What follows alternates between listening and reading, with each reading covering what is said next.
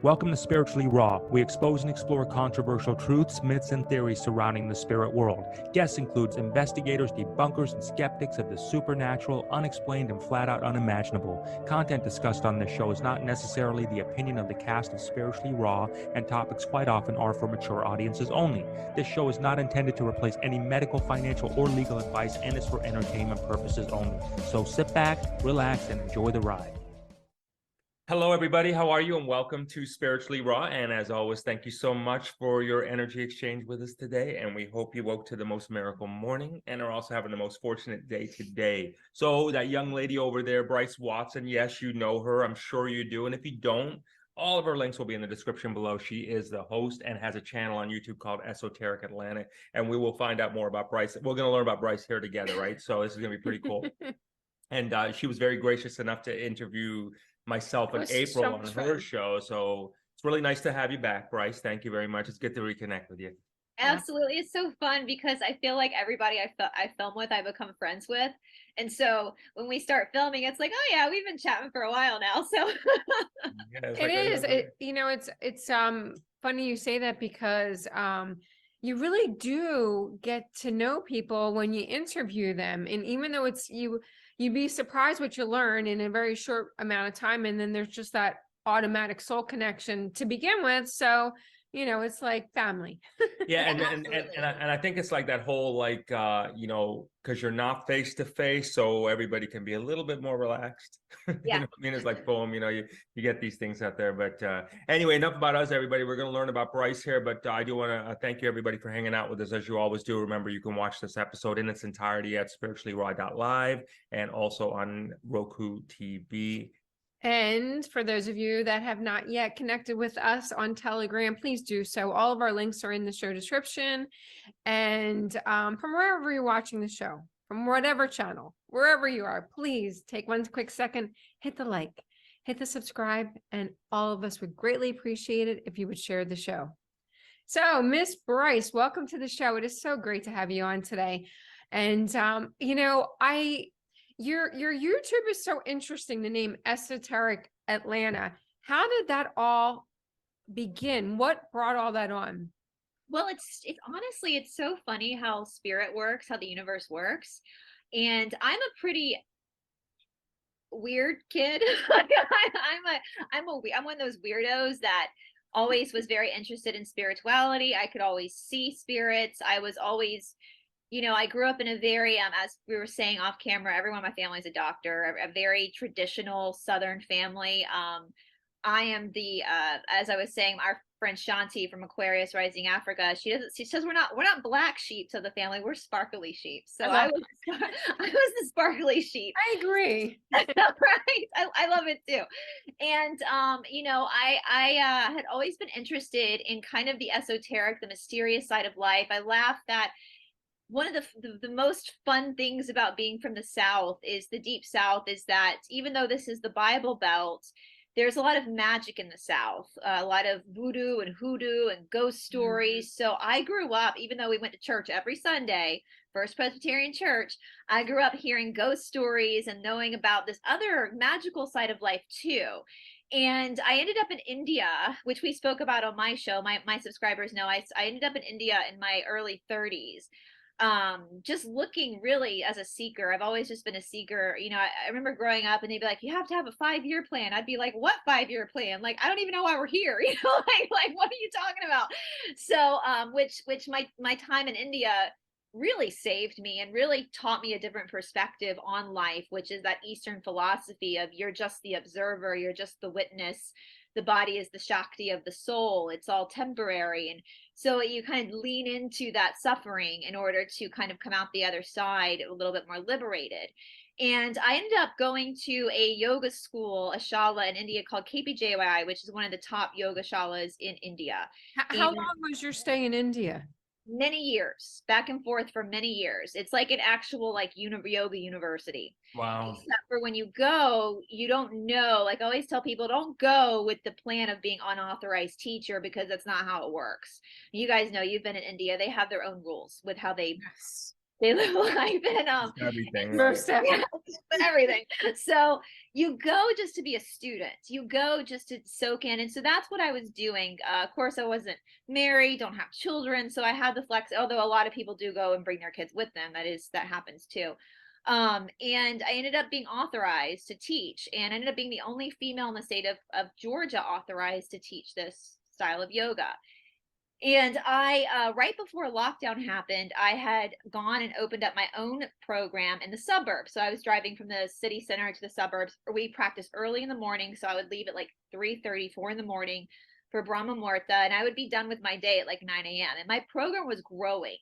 And then all of a sudden, I kind of had been thinking about doing a YouTube channel, but it was never supposed to be like a truther channel, even though I was already kind of awake to what was going on. And I knew about, I'll just say, the military back channel because I don't know what censorship is like on other platforms, but I knew about all this stuff that was going on with Mr. T, with Trump. I kind of was paying attention to that. And then all of a sudden lockdown happened, and I had started my program at a new yoga studio. So the studio could not sustain lockdown. And so at that point, here I was like, okay, I wanted to open a YouTube channel up anyway and talk about like, not necessarily conspiracies, but like ghost stories in Georgia, like talk about the Georgia Guidestones. That was one of my first episodes. Like, isn't this weird? Look at this monstrosity. I've been out there multiple times. I was actually there 7 days before the thing came down, just weird stuff like that. And when lockdown happened, I could have just sat around and had this like, woe is me moment. Like, here I am. I just became the only female authorized in the state of Georgia, and now my program's gone. But no, I just shifted everything and started working the YouTube. And it turned into me, as things got so obvious as what was happening, everything on my channel kind of shifted. And so I held on to the research I was doing with all these crazy stories, like the black-eyed kids, because then I started realizing, where do these legends come from? Like, where do these where there's smoke, there has to be fire. And so I kind of turned my channel into like, we're going to look at some of these weird folklores and conspiracies, and we're going to compare it against the narrative of what we're learning now, that nothing is really as we think it is. Right. And so that's kind of led me where I am today. And I've been able on my channel, now that it's been 3 years, to incorporate a lot of the yoga into my channel and talk a lot about the Eastern philosophy. So I have different videos on my channel. I have the research videos, and then I have like more of the spiritual videos. I started going through all the missing books of the Bible, which, hello, like, whoa, that was a huge wake-up call to actually see what their real story is compared to what they sold us, they peddled us in church. And so yeah, it's you just never know what the universe has in store for you. So whenever there's a plot twist in your life, it doesn't mean it's bad. It just means that there's a shift coming. Do you go ahead? What was, if you had to pick one thing that really shook your world and turned it upside down that you learned in India, what would you say that is? I think the biggest thing that really got to me over the period of time I was there, the theory that caused me huge ego deaths and caused a lot of suffering before I was liberated, was the idea of Prakriti and Purusha, meaning that you have the body, the physical body, which is Prakriti, which is nature, the Shakti, and Purusha, which is like the soul, the eternal soul. And that Patanjali says in his sutras that man's suffering comes from the fact that man confuses who he really is with his temporary experience in this life. And that rocked my world because, as Brice, my name is my mother's maiden name. That's big in the South. I come from the Brice family. They're all freaking doctors. The University of South Carolina, the football stadium is the Williams-Brice Stadium. So there's a lot of like what we call ego, false sense of self. And yes, that's something you should be proud of. That if that's your family, be proud of the work they've done, but it's not really who you are. And so then when you start to learn that, you go, well, okay, well then who am I really? What is my soul really? If Brice, who is a 40-year-old white girl from Georgia, is just a temporary experience and not real, then what is real? And Sri Swami Satchitananda's commentary, he says the minute you really start to understand that, you can actually enjoy life. You don't take life so seriously. That is very true. When you look at it from the Yes. context that you just described, that if Brice, a 40-year-old white lady, female, is just having this experience, then what is real, and you're comparatively speaking there. So then all of what we have gone through over the last couple of years, right? How do you now, if you take a look at it from how do you perceive it all? You know what I mean? I know there's judgment on a lot of it, like, oh yeah, we've been hoodwinked, or no, this is the real deal. Or this. How do you, as Brice, look at it all? Do you look at it in a sense of, let's let this shit play out? You know what I mean? It is what it is, or is there something to anything, or is it just part of existence? Like, how are you perceiving it? That's a really good question. And I don't actually know the answer to, is there a purpose? I mean, I don't think, why, like you said on my show, like, really, why are we here? None of us really know. There's kind of multifaceted answer to that. So we use, so in the practice of yoga, like the Ashtanga practice, the traditional yoga practice is a very intense practice. It's like leg behind the head, very hard on your body. And so I'm just kind of using this as an example. So what the practice does is it takes the thing that isn't really real and exhausts it, right? And to the point where you have to really face triggers come up. Your body is really just this GPS system of things you have to learn, right? And so if we look at the overall experience of the macro of collectively what's happening on our timeline, there's a reason why we're all here right now. And law of one says that it's your soul decided to come down to refine itself. So we see all that we call it friction. Friction is necessary. So all this stuff we're experiencing in the greater world can also be looked at in the yoga practice: the sweat, the friction, that's the suffering, the pain, because that emotion, that real raw emotion, is what triggers vulnerability and truth, if that makes sense.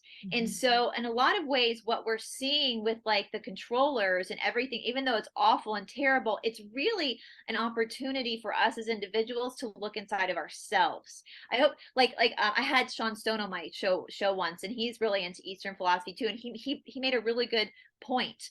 By everything in the macro is just a reflection of our micro, right? And so if we don't heal ourselves, if we don't work on our own, at what the Yoga Sutras would call our attachment. So anytime there's a wound, jealousy, abandonment, betrayal, all that kind of stuff, it's an attachment to a false sense of self. And as long as we are attached to a false sense of self, then we are not aligned with what Ishvara, which would be like God, whatever you want to call higher Ishvara is the word they use in the Yoga Sutras. God, basically, we're misaligned. And so like I struggle heavily with anxiety. And so I've used myself as the example, like my anxiety, whenever I have anxiety rear its ugly head, that's a way for me, instead of holding on to that and identifying as that anxiety, I learn to be the witness of it and go, as Ram Dass would say, interesting. Okay. All right. Interesting. Why now am I not trusting God? Because that's what anxiety is you're not trusting. You've lost trust with your own alignment. You're when you take a look at then the concept of good and evil, dark and white, I mean, do you look at it from a necessary thing, like it's all good? It's all an experience, or is it like, like again, you hear like stuff like, hey, we won, what did we win? Or did we win something? I mean, I know that we've talked about this a bit on your show, but for people that are watching, you here for the first time here with us, if you could share your views on that, your perception, your concept of, good versus evil, dark and light. So we are on a planet of polarity. And that is what an opposing force is. So we're on a planet, an experience of having opposing forces. And so if we look at, like, that's one thing I really love about the Yoga Sutras is Patanjali is really just a scientist. Like if you read the sutras without the commentary, it's literally him just writing down what he's observing in humans, which is kind of sad that we're still struggling with this 5,000 years later. We're still in that same karmic loop. But so in that respect, we need the opposing force to create the friction, to create the change that's necessary. As I, if you are in a situation in your life where everything is just happening perfectly every single day, there's no struggle, you have no suffering, nothing bad has ever happened to you, you would never evolve and change. So with the experience of polarity, we gain humility. We also gain wisdom, and that's the soul's wisdom. The soul's wisdom. It's like I compare it a lot. There are people I've known in my life who have just been through hell and back. Like they've gone through just so much crap. And those people I know are the most grounded, most compassionate, non-judgmental people. And that is the beauty. Everybody on the earth right now, and if you look at the law of one and compare it as well with the Yoga Sutras, the law of one very clearly states that earth is the hardest third density planet to live on. That like we take the darkness to a whole different level. But because we're on a planet of polarity, because there is this much darkness, there also has to be that much light. So we're also in one of the most beautiful planets.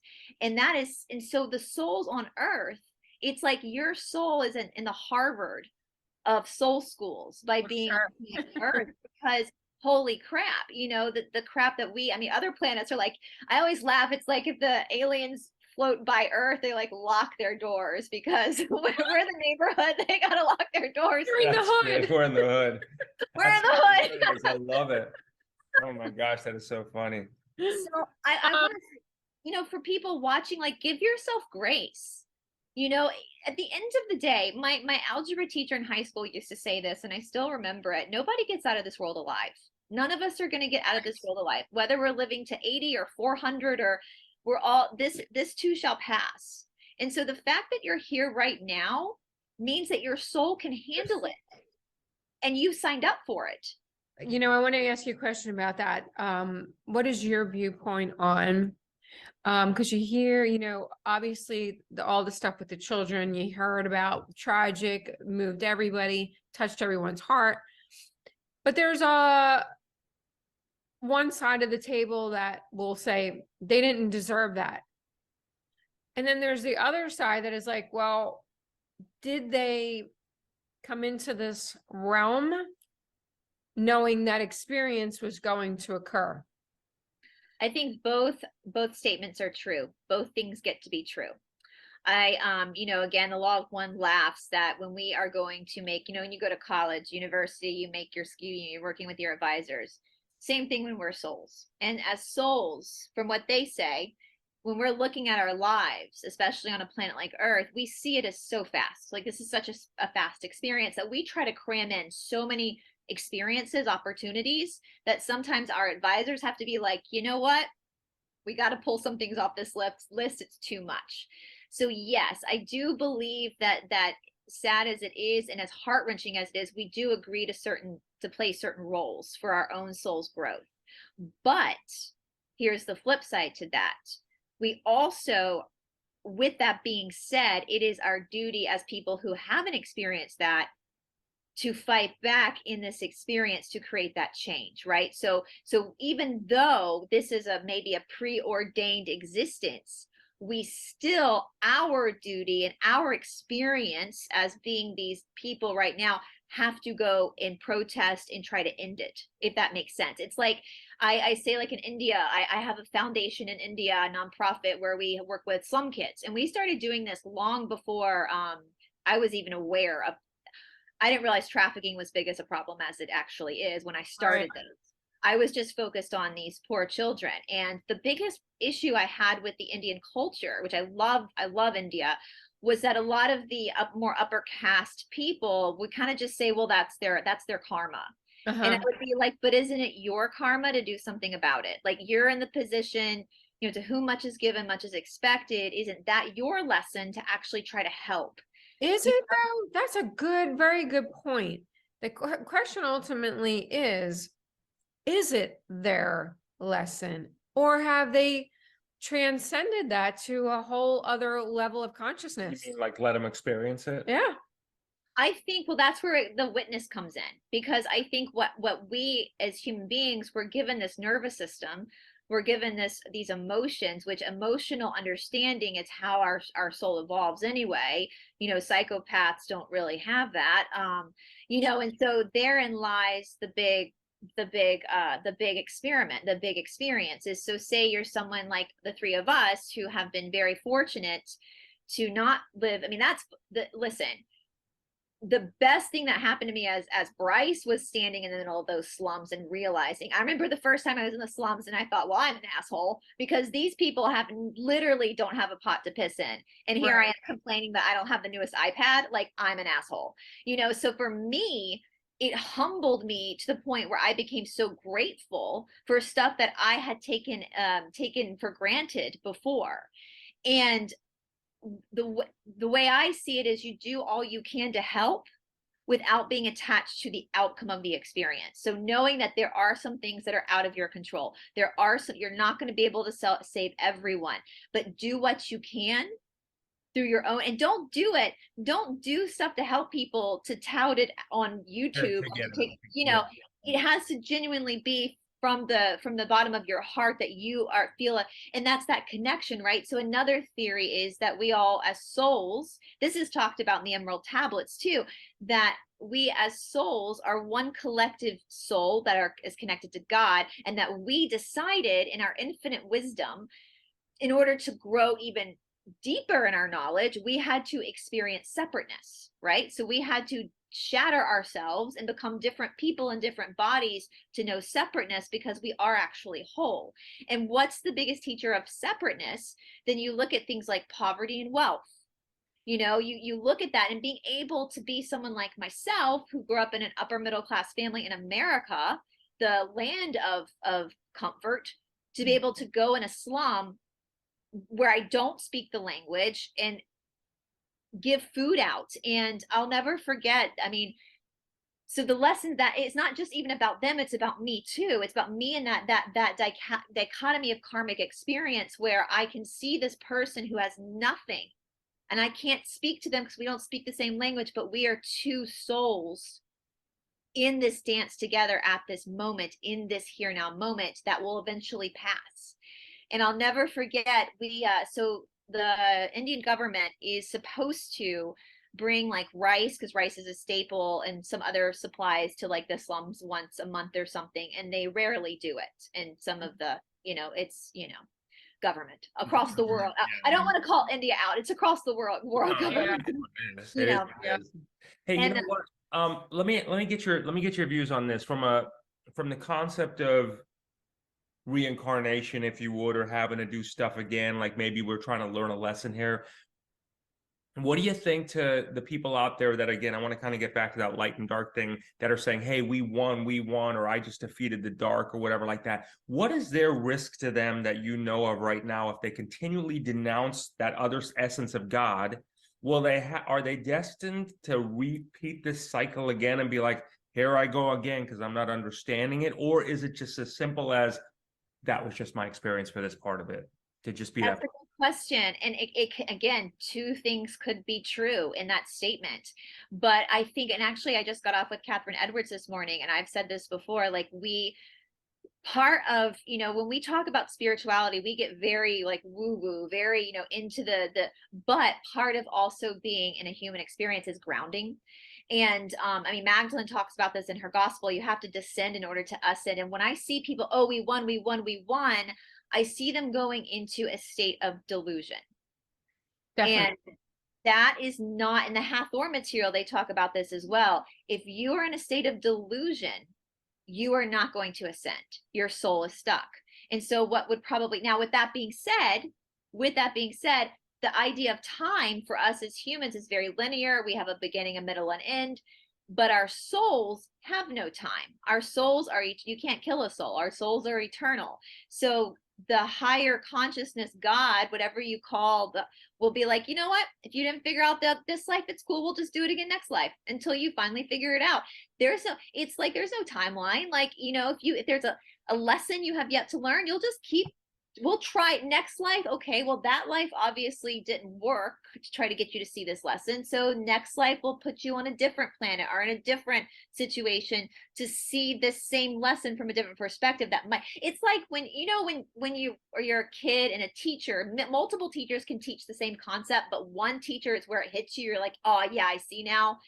It's kind of that way with lives too. The way I understand it is that our soul is trying to refine certain points of its knowledge. And so it's going to set up a life where it thinks maybe this is where my soul will refine this. But if it doesn't work, next life we'll try a different strategy. We'll try a different tutor. We'll try a different situation with the same type of polarity, which maybe I'll get it that next life. But yeah, and that's the danger. I think that's the danger of this, because this is definitely a beyond anything, in my opinion, this is a spiritual awakening that's going on planet Earth right now. And I think a lot of people, unfortunately, spirituality has been a little bit corrupted, and so they don't really understand what true spirituality is. And so they want to live up here in the delusional aspects instead of actually coming down and being very practical and very grounded. I'm not a huge Kirtan fan, but there is this guy named Krishna Das, who is one of the biggest Kirtan artists out there. And the guy looks like Ned Flanders. Like, you go to his show, he looks so normal, but he is one of the most spiritually sought. And so there's a lot to be said about like grounding yourself and understanding that even though we are spiritual beings having a human experience, we're here to have a human experience.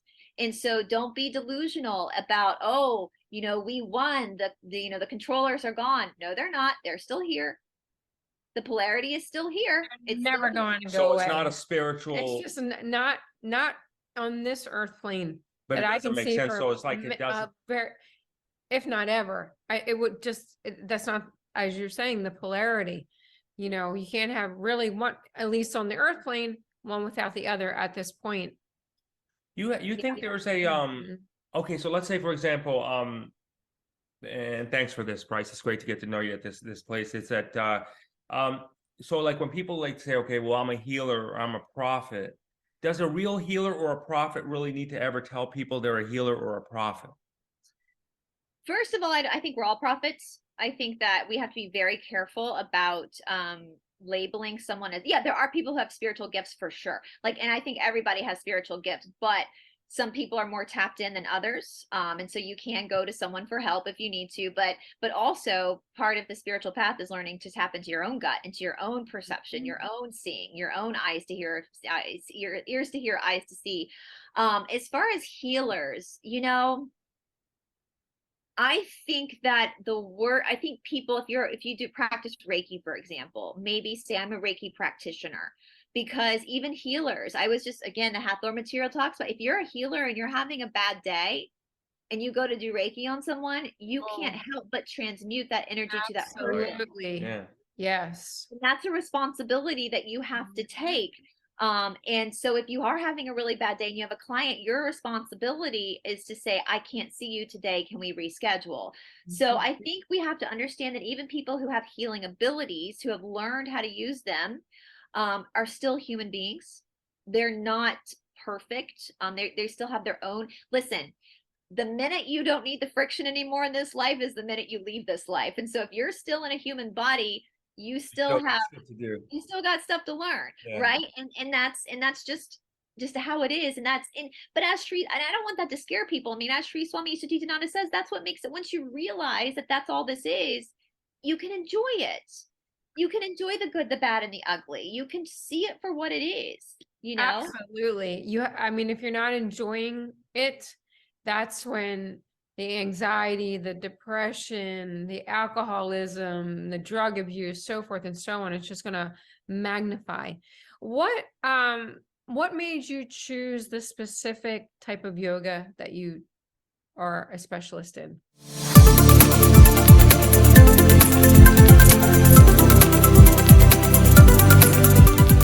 I had given up my horses 20 years before that, was taking Tylenol, Aleve, Tramadol, got off them in 3 days, and I'm getting goosebumps. And if I cry, I'm sorry, but it's really moving. How it's changed my life.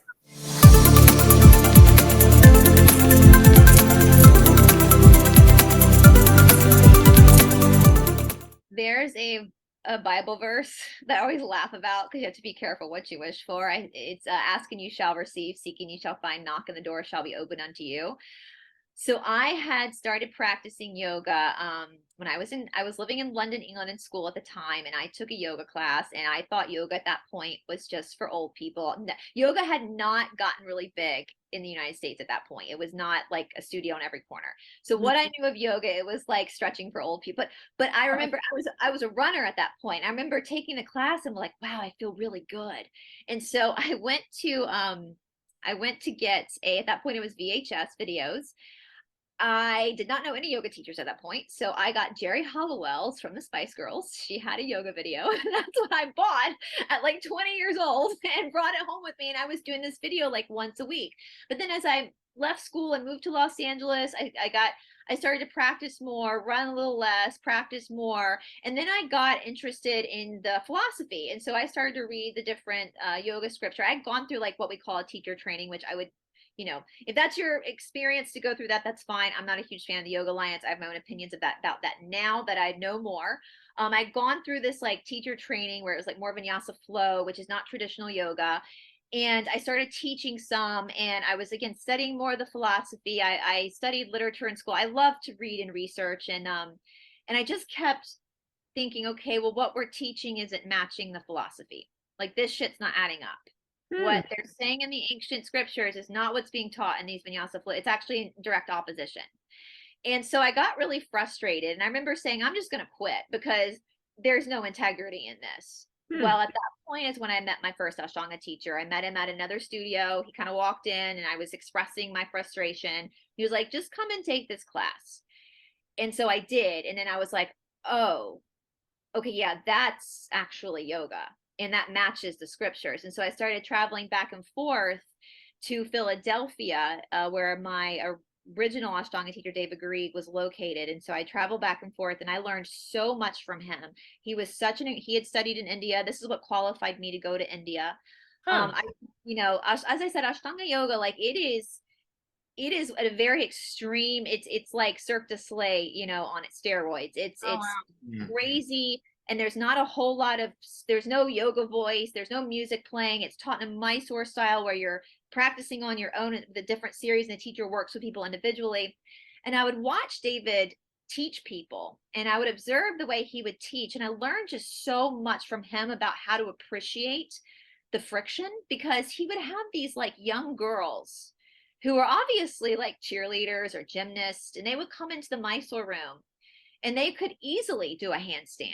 They could easily put their leg behind their head. And he acted like he was bored by this. Like posture, whatever. But if like a 60-year-old man came in the room who was overweight and couldn't touch his toes, David would get so excited because he'd be like, now we have something to work with. Now there's resistance. And I would sit back and think, oh my God, this is such an interesting perception to take. This is excitement over the obstacles, excitement because now there's something to actually work with. And that changed my whole perception. And he used to say, those who are lucky, their karma comes up early. It comes up in primary series. And now I understand it, because if it comes up early, if you're struggling in primary series, amazing. That's how open you are to actually receiving the challenge. And so then I started going back and forth to India, and that's when I got authorized. And now I am obviously strictly, I had to actually sign a contract with my school in India that I would never teach the only traditional yogas out there are Ashtanga, Iyengar, and Sivananda yoga. The rest are all considered contemporary. And so I had to sign a contract saying that I would never be involved in any form of contemporary yoga, because it's very, I have to realize too, guys, that yoga comes from, Hinduism is one of the oldest religions in the world. And it's one of the most beautiful religions, actually. And yoga is a subsection of that. Now you can practice yoga. Absolutely. Yoga transcends all religion. You can incorporate the yoga practice into any faith that you are, or not have a faith at all. But for India, that's part of their culture and their heritage. And so it's very important to them that their teachers keep that respect for the practice. And so that's why I try to hold that veneration for them and their culture. That's beautiful. Do you have the Buddha behind you? Is that the beautiful Buddha. Do you think that is that the way of life? Do you think that's probably closest to getting it on living the way we should live in here? In this? Buddhism is an offshoot of Hinduism. And it's so a lot of the big principles of Hinduism are also found in Buddhism, which is the same idea of your soul just experiencing a human experience at this moment. And this is Siddhartha. So this is the Indian Buddha, which there's also a Chinese Buddha. And so actually I was just talking about this with Shanti yesterday. Siddhartha, that's a great, you can read the book of Siddhartha, where he was a prince who goes out and tries to experience the exact opposite and go into complete poverty, where he realizes that there has to be a balance, which is literally, you know, it's we know that, you know, I love psychology as well. And you know that, like, because that's what yoga is, really. It's a study of your mind, you know. And in psychology, they say that black and white thinking is a sign of a mental disorder. So people who take extreme views on things, it's a sign of and what is a mental disorder? It's an imbalance in something that's, and that's the beautiful thing about the Eastern philosophy too. It's like you're not doomed if you have like something wrong. We all have things wrong with us. It's just your body's way of saying, hey, maybe let's check out your throat chakra or your root chakra. Let's see where there's a wound there that needs healing. And so any type of like disease, sickness, mental, that's something for you to kind of, as a practitioner, be like, oh, interesting. This is something I need to look at as far as my own weaknesses. And so yeah, with the Buddhist faith, with the and this is all, if you're a Christian too, this can also be applied to the Christian faith as well. This is a lot, especially if you read the missing books of the Bible. Yeshua, that they called Jesus, Yeshua and Magdalene taught the same thing.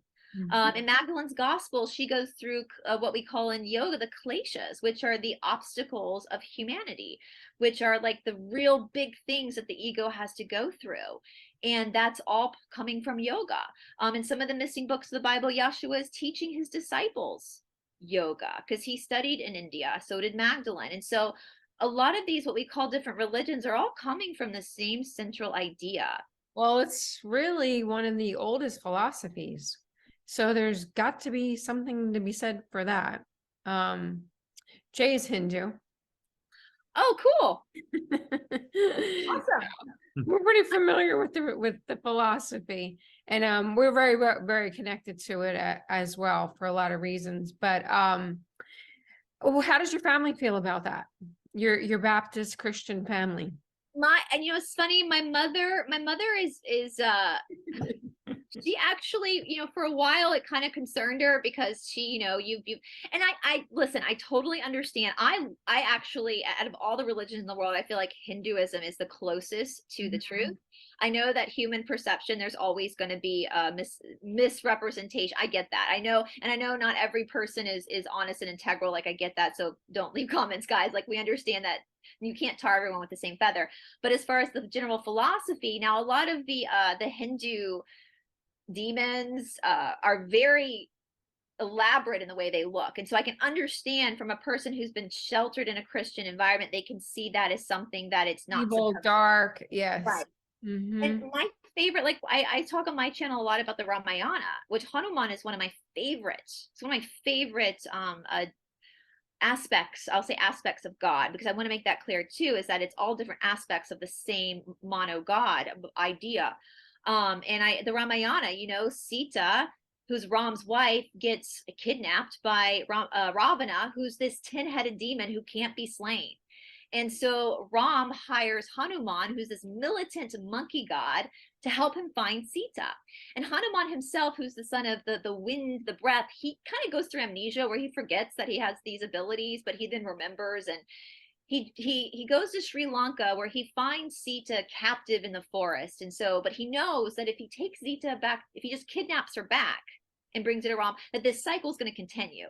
And so he knows that he has to actually defeat Ravana in order to bring Sita truly back to Ram. And you can read the Ramayana for yourself, guys, but he does end up defeating Ravana and he brings Sita back to Ram. Well, this story is all about you. You know, Sita is your soul. Ram is God.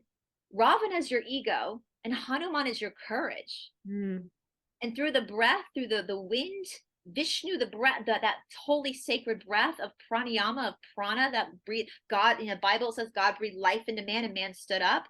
you gather that courage and you're able to bring your soul back into alignment with God. And that's why we're all here, is to find that alignment back with God. And so that to me is one of my favorite stories, besides also the Bhagavad Gita was very life-changing as well. And so all of these Hindu stories are very personal and very profound. They are. So as far as getting connected to God, so there's this whole movement, we're more aware of it now, of plant medicine. Your views on that, as far as, is it just the way we're at, and I know there's different stages and ages. So do you think that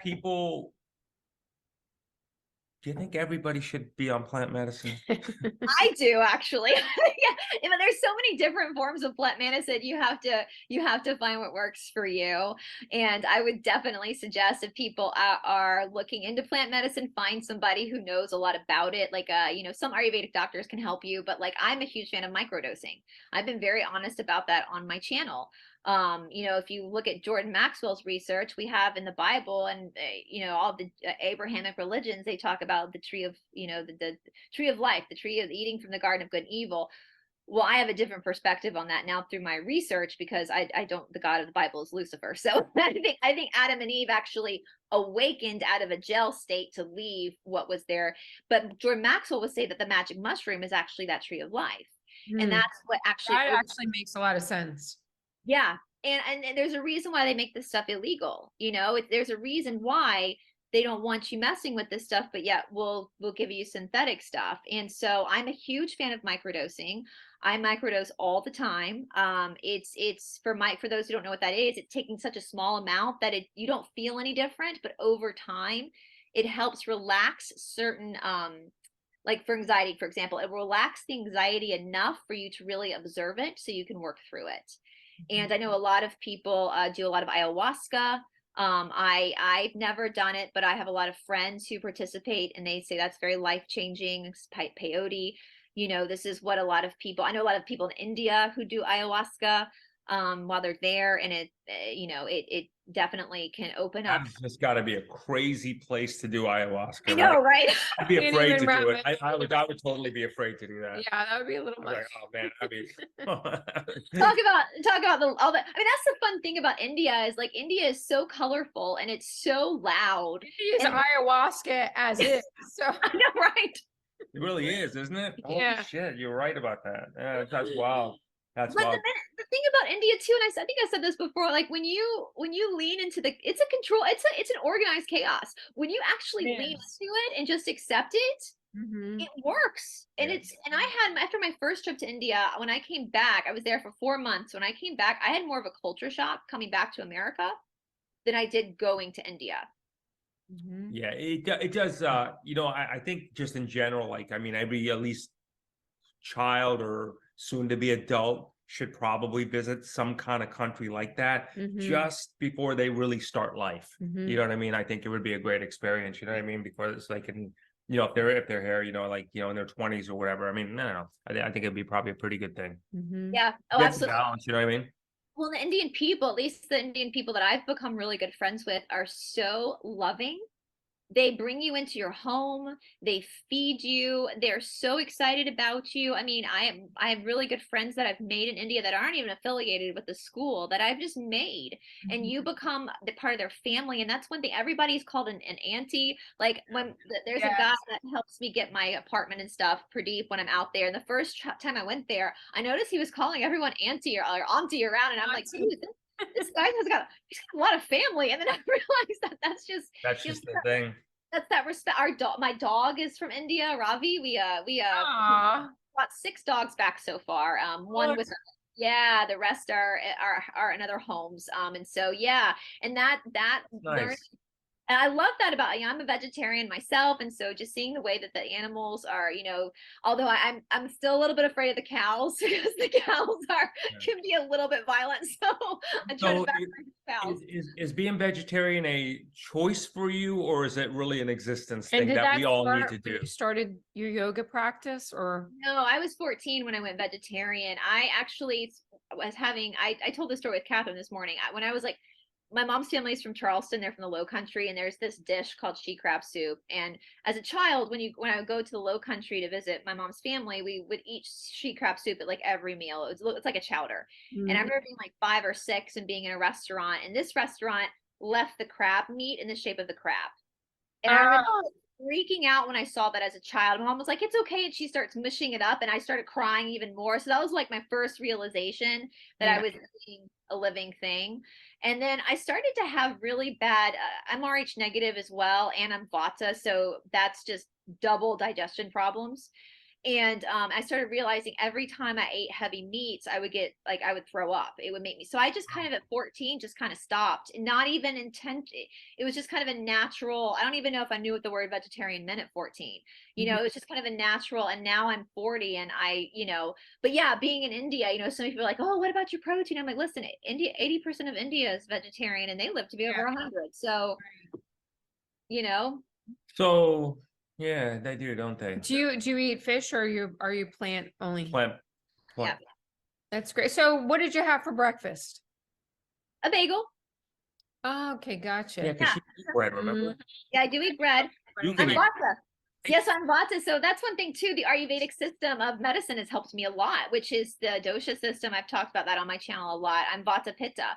And the minute I realized I was Vata Pitta, I realized that growing up, like my mother would give us like peanut butter and apples for a snack. Well, as someone who's Vata, a raw apple is going to make me sick because the apple is also Vata. And so it's too much energy. And so I have to counter that with Kapha foods.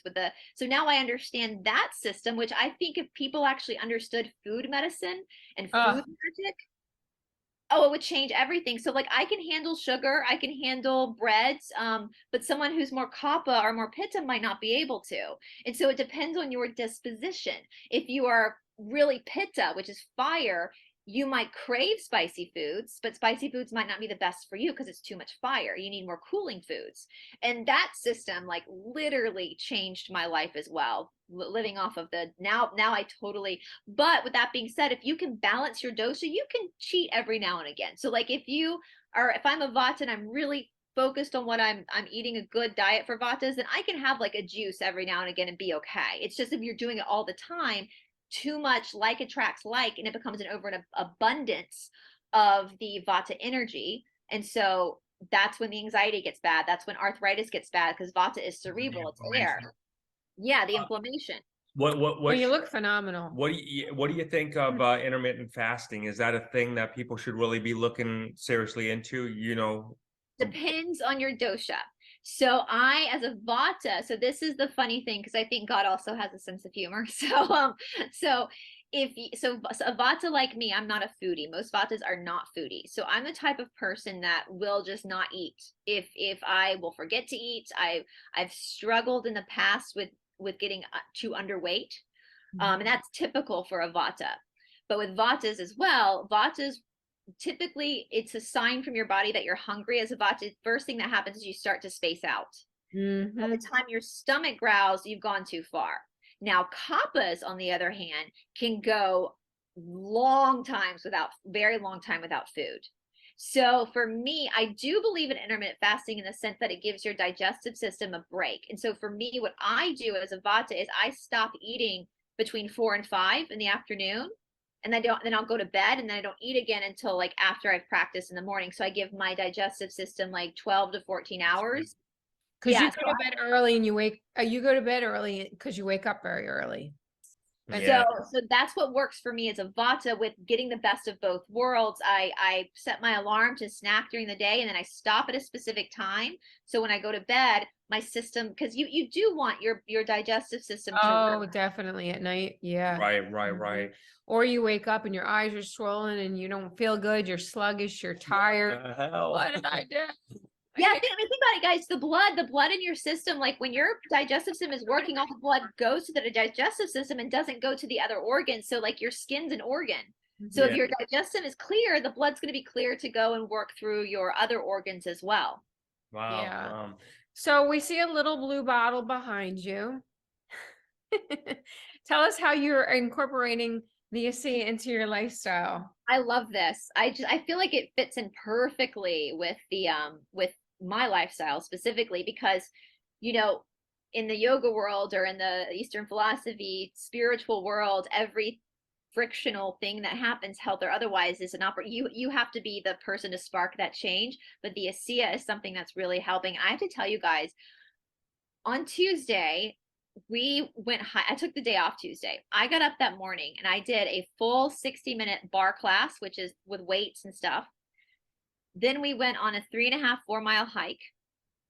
Fine. Then I came home. We got home late and I decided to clean the bathroom. Good for you.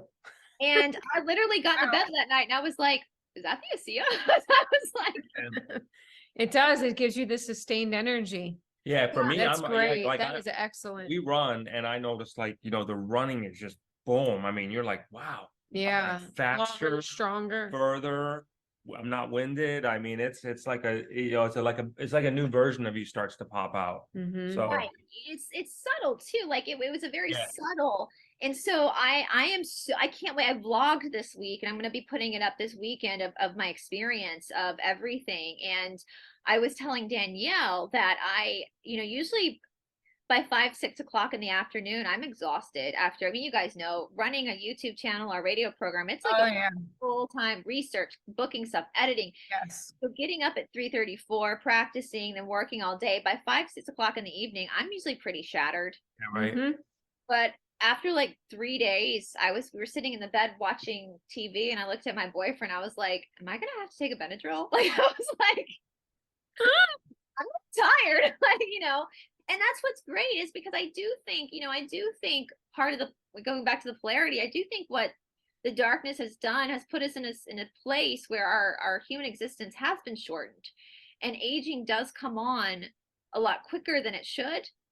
And so what this has done is it's going to prolong one of my uncles who passed away a few years back, he called it QTR, quality time remaining. When after people retire, it's like all of a sudden, like, what's my quality time? He would go on all these trips, but in hiking trips and biking trips while he still could, and so I think that's what this product is doing. It's enhancing your vitality. And this is something too, I've been saying on my channel a lot that so many people, I feel it makes me sad. So many people, it's like they're waiting to experience happiness when the Yes. light comes or when the white hats win. And that's not spirituality. Spirituality is finding peace even within the darkness. And I think that this product is going to help people learn how to be alive. We're so focused on death and prolonging death that we forget to be alive. That's And so I think, I think a lot of that, what you're just saying, comes from the delusional aspect. Yeah. And it's really throwing people's lives into a whirlwind because the carrot is being dangled and dangled and dangled, and they keep thinking, well, I'll just sit back and I'll wait for the RV, or I'll wait for this great flash, or I'll wait for this or wait for that, and it's stunting their own growth. It's So- preventing them from really healing themselves and being the best version of themselves. Are they victims in that scenario, Brice, or are they willing participants? I think they're willing participants. I think we, I think we're so used to being spoon fed. And that's the lesson, right? That might be why their soul decided to come here, is to find, and I keep telling people, like, no one's coming to save you. No one's coming to save you. But that is the best news in the whole entire world, because if you allow someone to save you, then they have control over you. That's the plot twist. Yeah, You're the white hats. That's the plot Yes. twist. Right. You're the white hats. Like, it's you, boo. Like, it's all you.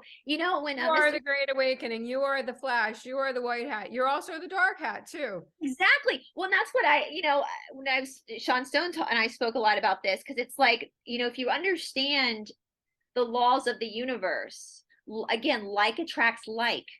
You cannot, it's like the Michael Jackson song, Man in the Mirror. You cannot stop the controllers for doing what they're doing until you heal yourself, because it's your wounds that are keeping that going on, and not just one particular person, but collectively all of us. And so if we all sat and said, wait a minute, I'm going to put myself in spiritual quarantine, and I'm going to work and go inward and work on and find my sense of self and work on myself, then we might see an outward change. But the interesting thing is once you start changing yourself on the inside, your outside changes anyway. Yeah, Because totally. you start attracting better people. I went through in my early 30s, I went through trauma therapy. I had this habit of getting into like abusive relationships with narcissistic guys. And I got so bad that I ended up going into trauma therapy. It was the best thing that ever happened to me.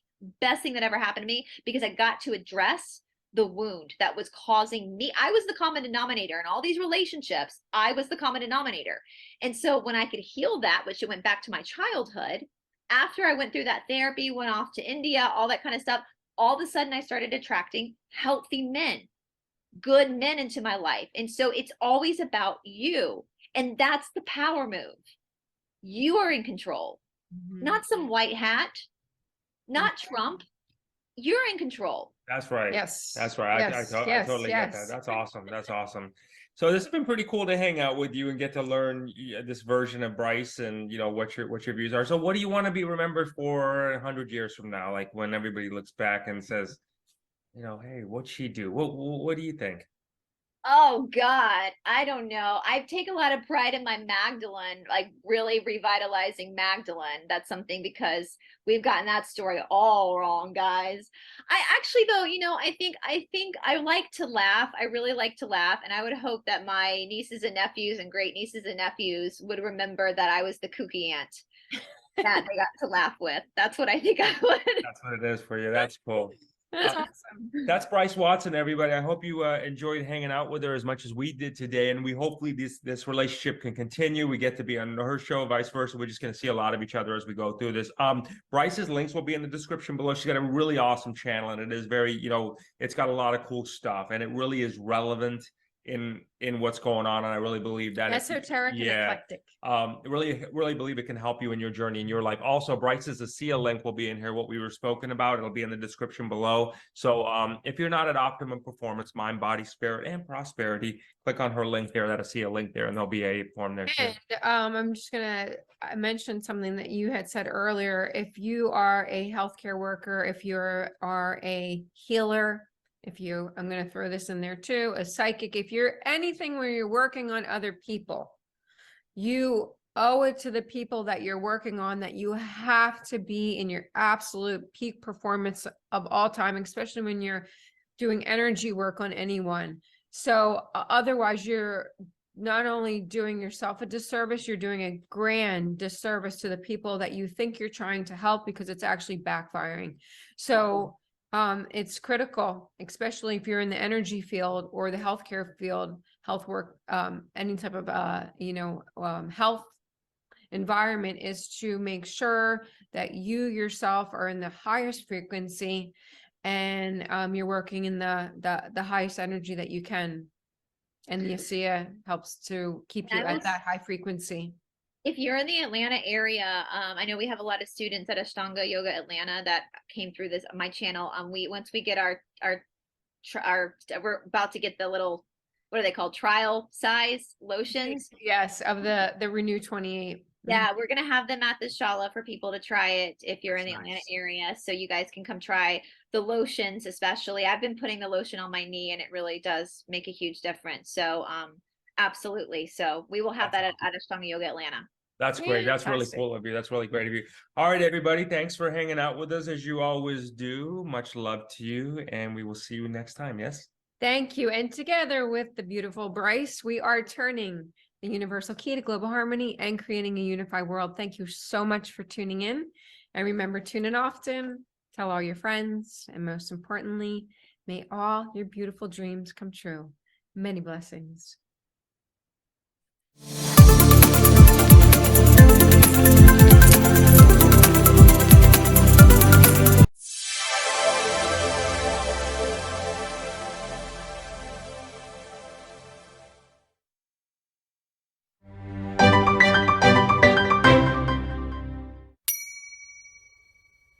He says to me, "Mom, I'm feeling great.